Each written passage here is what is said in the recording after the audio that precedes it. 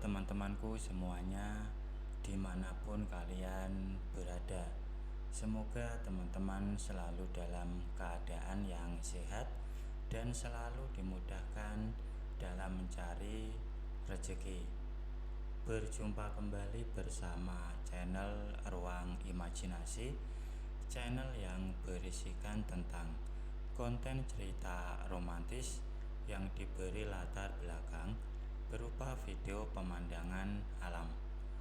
Pada kesempatan kali ini di hari Sabtu, tanggal 8 Februari tahun 2024. Untuk kali ini saya masih melanjutkan kisahnya Asep ya teman-teman, yang saat ini sudah sampai di episode ke-14 pada season kedua. Semoga dengan hadirnya kisah kali ini dapat menemani teman-teman ya, apalagi di hari malam minggu yang tidak punya acara di luar, bisa menikmati cerita yang kali ini saya sajikan. Dan untuk kisah kali ini bermula sewaktu Asep kedatangan ayahnya di kantor hotel.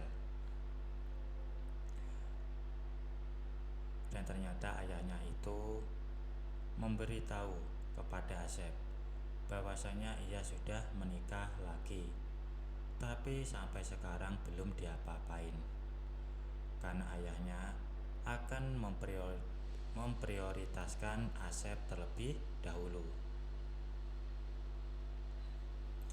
Karena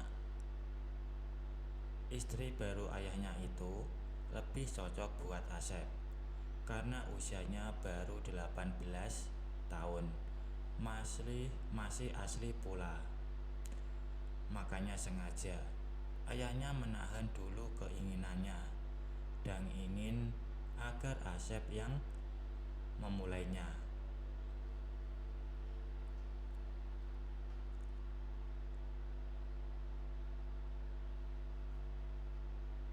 Kemudian ayahnya pun pergi untuk memanggil wanita itu yang saat ini sedang menunggu di mobil.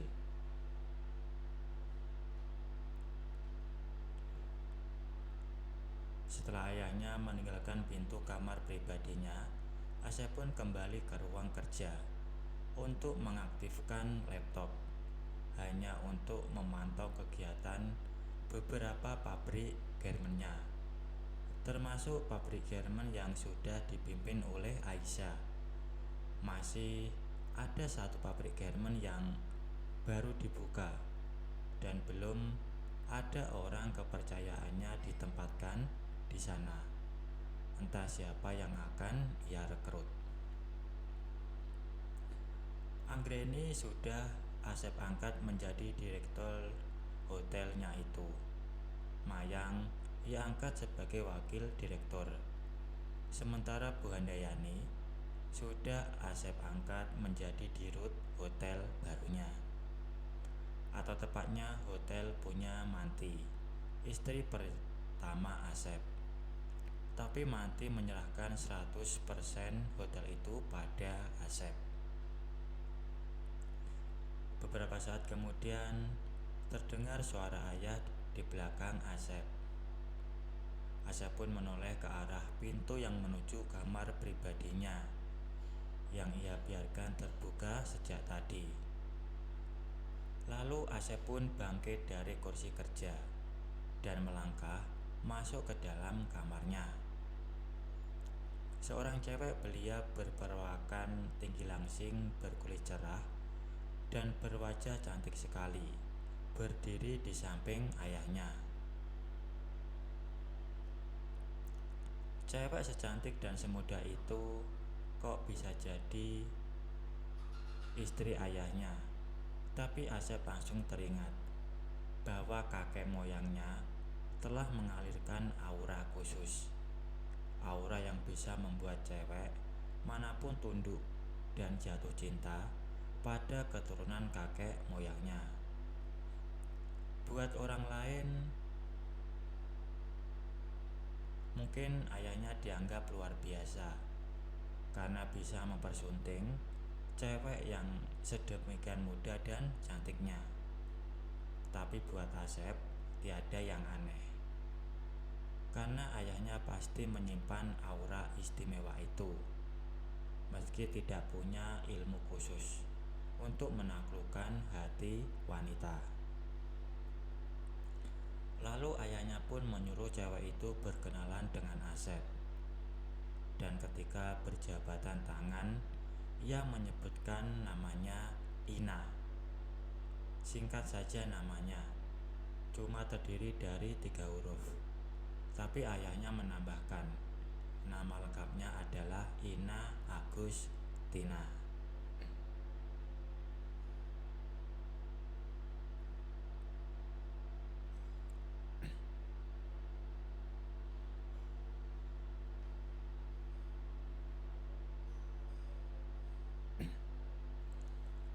Kemudian ayahnya pun pamitan menuju minibusnya yang terparkir di samping Jeep Asep. Maka setelah minibus yang hilang itu dari pandangan, Asep dan Ina masuk lagi ke dalam kamar pribadi. Asep melihat tas Ina tergeletak di dekat pintu.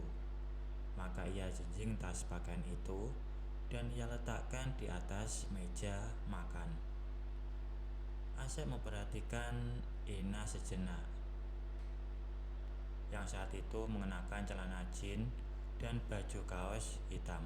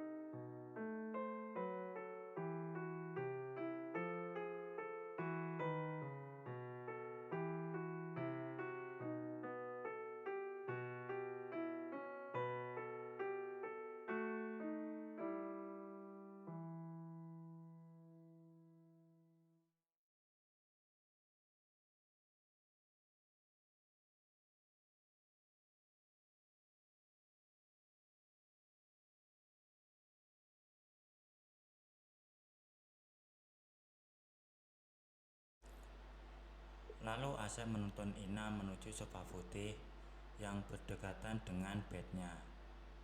Disitulah Asep duduk, sementara Ina berada di sebelah kiri Asep.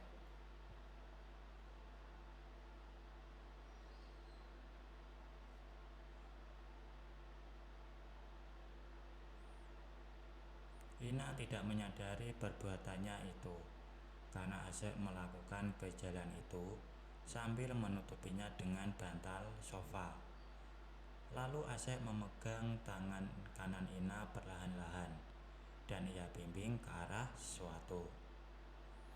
Ina pun nampak kaget, tapi ia akhirnya mengikuti keinginan Asep. Kemudian Asep mengajak Ina untuk pindah.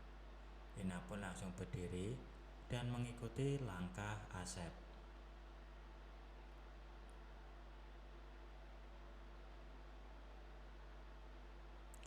Sosok seperti ini Ina itu cocok untuk Asep miliki.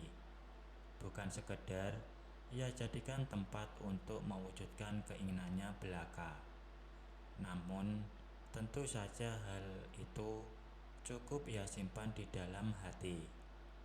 Karena secara resminya Ina ini milik ayahnya.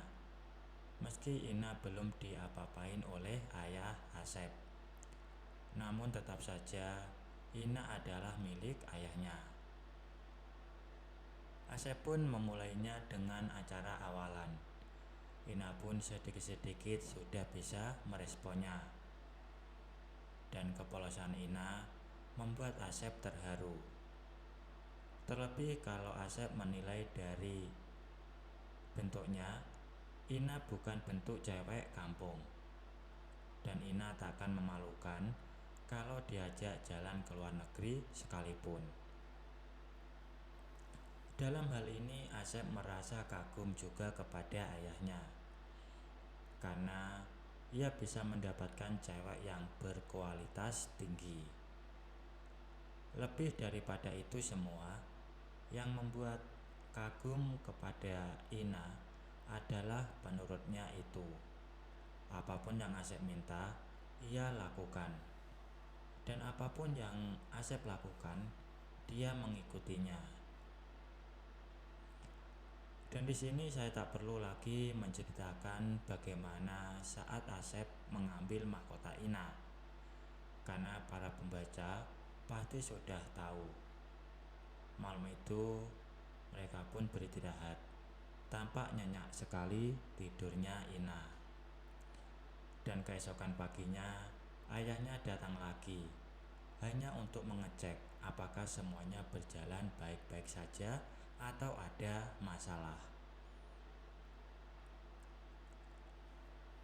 Kemudian Asep pun bertanya kepada ayahnya tentang bagaimana selanjutnya.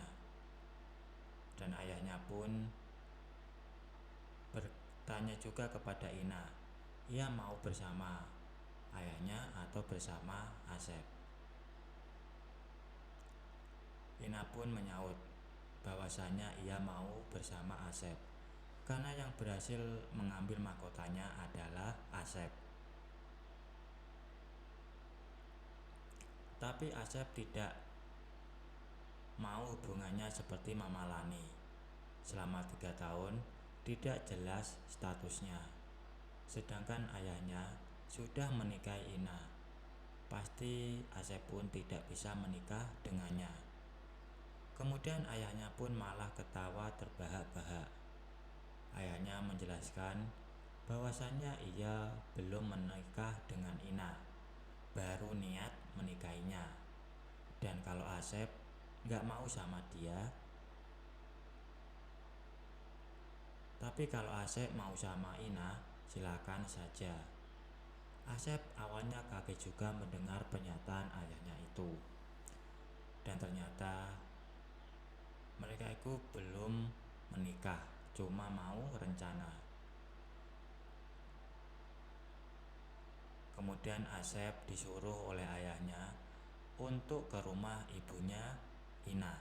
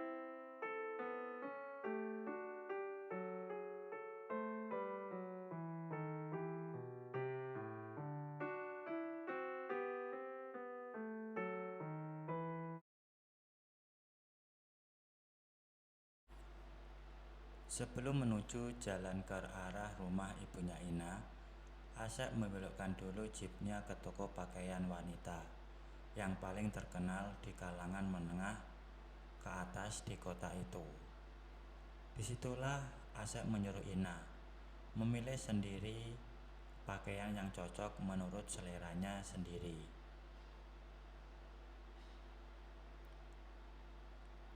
Ina tampak serba canggung memilih pakaian untuknya sendiri. Mungkin juga karena melihat harganya mahal-mahal. Maka akhirnya Asep yang memilihkan pakaian untuknya. Karena Asep ingin agar Ina terlihat keren di matanya. Lebih dari 15 setel pakaian Asep memilihkan untuknya. Lalu ia bawa semuanya itu ke kasir yang sudah sangat mengenal Asep, karena Asep sering belanja di toko tersebut. Beberapa saat kemudian, Ina sudah berada di samping kirinya lagi dalam jeep hijau army menuju rumah ibunya. Ternyata rumah mamanya Ina tidak jauh, hanya sekitar 1-2 km dari batas kota. Di pinggir jalan raya pula, sehingga tak sulit mencari tempat parkir. Jeepnya bisa diparkir di pekarangan rumah ibunya Ina yang cukup luas, tanah kosongnya. Kemudian Ina menunjuk ke seorang wanita yang tampak berdiri di teras rumah berpotongan klasik dan lumayan megah itu. Meski belum berhadapan muka, Asep tercengang di belakang setir mobilnya, karena ibunya itu tampak kelihatan masih muda. Asep pernah mendengar dari Ina bahwa ibunya berusia 35 tahun. Tapi penampilan ibunya Ina tampak jauh lebih muda dari usianya. Akhirnya mereka berdua pun turun dari mobil dan disambut oleh ibunya Ina yang bernama Yuyun.